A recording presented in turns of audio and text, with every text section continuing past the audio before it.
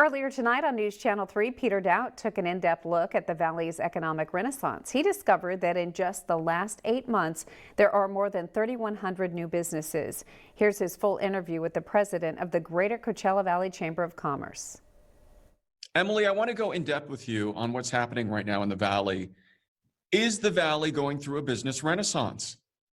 Peter, you could not have picked a more perfect and fitting word for what we're seeing around the Valley right now. We are absolutely going through an entrepreneurial renaissance, and that is exciting for so many reasons because there are trickle-down effects through not just economic development, but even community development. And what type of people are opening these businesses?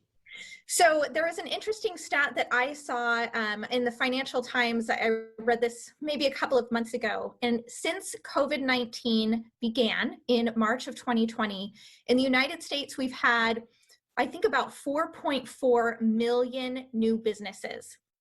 And this is the effect of the working class who have dreams and aspirations being hit with life that reminds them, oh my gosh, in a moment I could lose my job, I could lose my security. I'm going to take my destiny into my own hands and I'm going to create my security.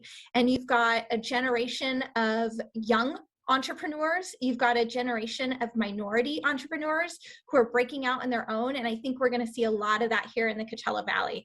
A lot of young entrepreneurs and a lot of minority entrepreneurs entering the scene.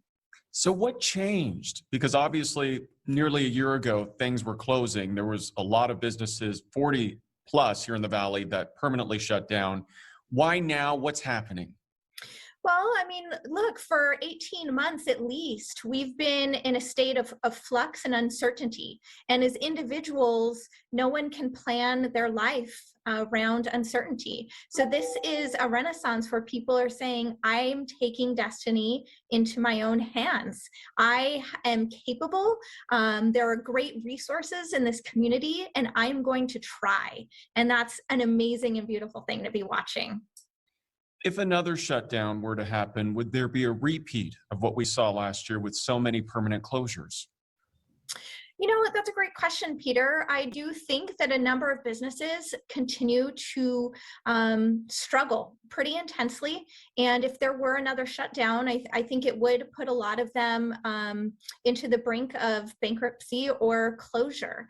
And while that's devastating, the only solace that I see is the renaissance that you and I are talking about today, that there are plenty of others who will pick up where they left off and will revitalize the small business community. All right, Emily, we appreciate your time. Thanks for joining us. It's my pleasure. Thanks for having me.